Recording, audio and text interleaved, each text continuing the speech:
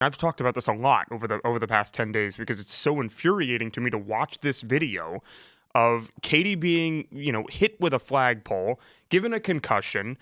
She still has a black eye. I saw it, 2 days ago at the White House, and watching the Portland police just walk slowly behind the assailant, say you're detained, and the assailant saying, no, I'm not, F you, and then walking away. That infuriated a lot of conservatives, especially like reporters and influencers, that then immediately went to Portland and then started covering it on the ground. And then, it really created a groundswell. It really did. And well, to top that off, you. that didn't help. That didn't help Portland police. That's for sure. Where's the flag? He shows up, reports there for how long were you reporting there for? I was like there a day? for less than 24 hours. Less than 24 hours. Everyone's sick and tired of hearing Antifa. They took over literally like annexed a block right outside of federal property, and then you show up for less than 24 hours, and you're the one that gets arrested. Right. Yeah, and I mean, I think that that really showed the contrast here. We see the video of Katie's assailant giving the finger to the police and not being arrested, which I think was total. Like now they put out this. What they put out now? Like this bulletin or this bolo. Like be on the lookout for this person. The person that assaulted her. Yeah. They put it out the next day. They had her within their reach on the day that she was assaulted. She brought them to her assailant. Yeah. He had in the safe house. They knew exactly where she was. And then he walked away. He let her go. And then literally the next day they put out a thing, like, help us find this person. It's like, where she was. And you knew where she was yesterday. Also, it doesn't even matter with that specific group being all black bloc necessarily, because 95% of them are just unfortunate shapes and sizes to where you can pretty much like Andy know. You ask unique. You ask Andy know to identify somebody based on the shape or size, and he'll be like, yeah, that's this individual. They have this rap sheet of arrest reports and all that stuff. I know it's pretty early on in the Trump administration, right? What, 8 months? 9 months? 8 months? Yeah. 9 months, whatever. Something like Anyways, the reason I'm saying that is because, yes, it's still early on, but I do think that this roundtable pointed at a common trend that we're seeing. The status quo is over. We're sick and tired of seeing that these militant groups can just assault journalists and conservatives with impunity. Nobody's going to do anything about it. Yeah, sure, local leaders obviously aren't going to do anything about it. In fact, they're probably just going to arrest you for showing up and reporting on it. But, when it comes to the actual federal government, they're going to put pressure on leadership to actually do something. And if they're not going to do anything, they're going to go and, make moves on their own. And you can feel that on the ground. Andy, I don't know if you kind of noticed a little bit more of a taming or Antifa, just they're not sending out their most insane troops. And if they are, they're probably getting arrested and getting slapped with federal charges now.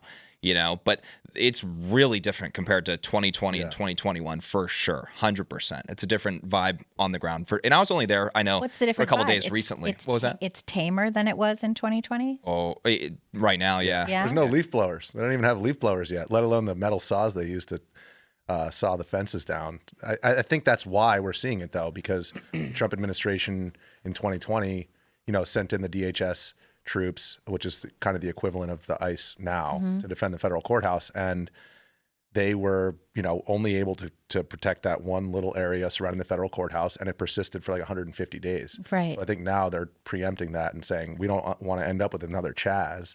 But I actually remember the day that Andy jumped in and was like, well, it's been 100 days in 2020 outside the Portland Federal Building. We saw Katie and Andy in the Chaz as well. Katie went in there with an American flag, and she effectively was assaulted when they ripped the flag away from her. And, at that time, people were just like less aware than they are now. So I think, a lot more conservatives are now showing up to these places and demonstrating on the other side of things. And that was not something that was really, dude, you were hiding in 2020 for sure. Most people were, at least. And if you weren't, you're probably getting assaulted or even worse. Right? It was pretty hairy for a moment there. But the other night when we were at the ICE facility in Portland, you have like 30 conservatives showing up, showing support for ICE. There were it's a totally different Andy was the only one. I remember you were literally wearing, talk about being able to identify somebody from a silhouette. You were wearing like all black ski goggles, not even a single inch of skin was exposed, and they're like, "There's Andy No," like within 2 seconds of you showing up. You mean in 2020? In Chaz, yeah, it was. In Chaz, what's his or her name? What was the Antifa sex prostitute. Amy? Yeah, what's her name again? Amy something. The Antifa sex. The person's preferred to go by Nikki. Nikki, that's it. Nikki. Yeah. Original name was.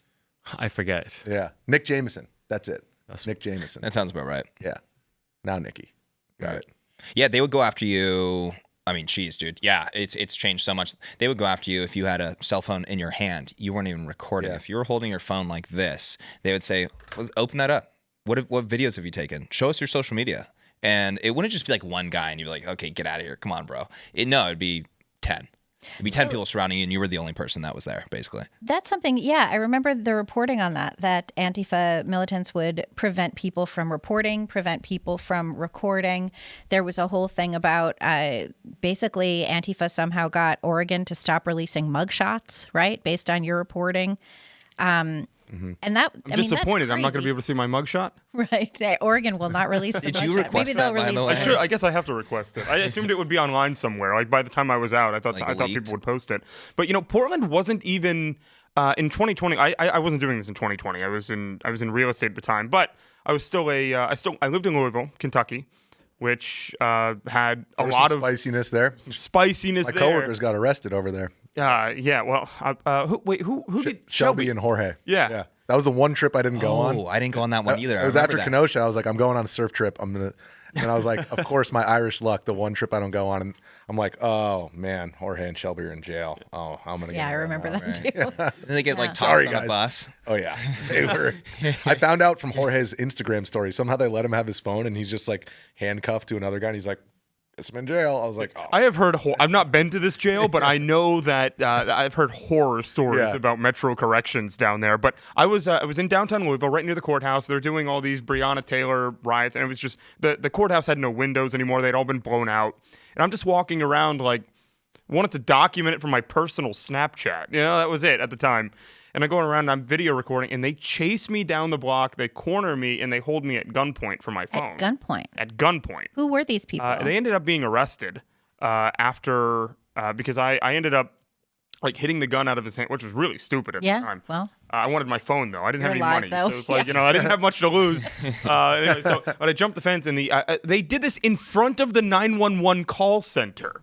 Is where this happened down in Louisville, and the only people that were there were EMTs that had radios, so they were able to radio. But it took the police 10 minutes to get there because there was a 2-mile no-go zone for police in downtown Louisville, and it's still never recovered down there. why is there a no-go zone?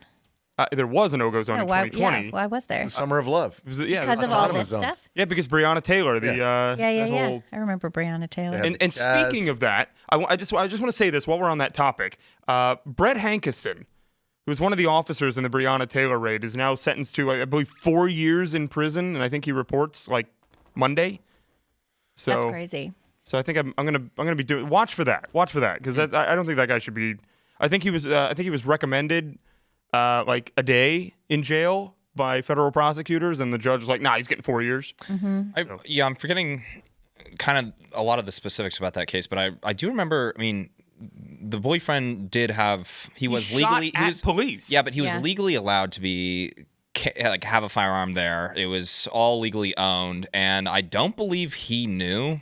And it seemed like he had a decent case for playing devil's advocate here. He didn't know they were cops. That they were cops. What he said. Right. They were definitely involved in some.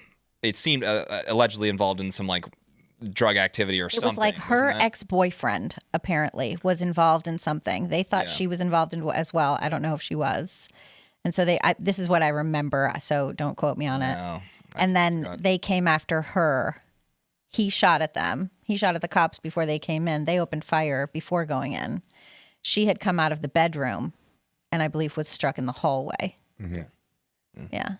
This is what I recall of that case. Yeah, I mean, there was that whole lie where they said that she was, and I mean, I mean, I like she shouldn't have been killed for sure. But so that speaks, that whole thing in 2020, you had Antifa and BLM, right? Yeah. And so Antifa was essentially Was it Antifa using BLM or was BLM using Antifa? It was Antifa using BLM. Yeah. And now It was mutually Antifa, beneficial Right. to one another. and now Antifa is using Mexican nationals and drug cartels. or PS, like Party And for trans. Socialism and Liberation. So like, there's two different arms of these protests. Is you have the organized side, which is forward facing. They have flyers and all that. Antifa will do flyers, but like in DC, for example, or around the country, you'll have the No Kings protests. Yeah, that's and those coming are up. sponsored by places October like 18th. PSL, and then you look into their funding, and it's just like any other, the Muslim Brotherhood or radical Islamist cells around the world. They'll just rename themselves. So now you have Indivisible, which is funded by the Open Society Foundation, George Soros' foundation. They give $1 million, and then Indivisible is funding the signs and the transportation for these protests. And then Antifa then takes this large gathering and uses that as an opportunity to then instigate police, use that as a power vacuum. And yeah, so it's like symbiotic. So funding is a huge part. Oh, go ahead, Andy. Well, I wanted to sort of recap 2020 because 5 years ago to me seems like I remember it very clearly since I was on the ground. But maybe some people at this table weren't even in the news world then, and those who are listening and watching, that was a long time ago. The riots were so sustained, violent, and organized. I cannot overstate that. Like in Portland, I saw it, in Seattle in particular. They had like brigades within the riot mob.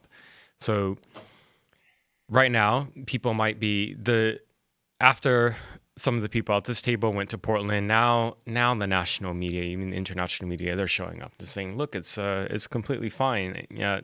12 in the afternoon outside the Portland Ice facility, or at night. They're never there at night. Never.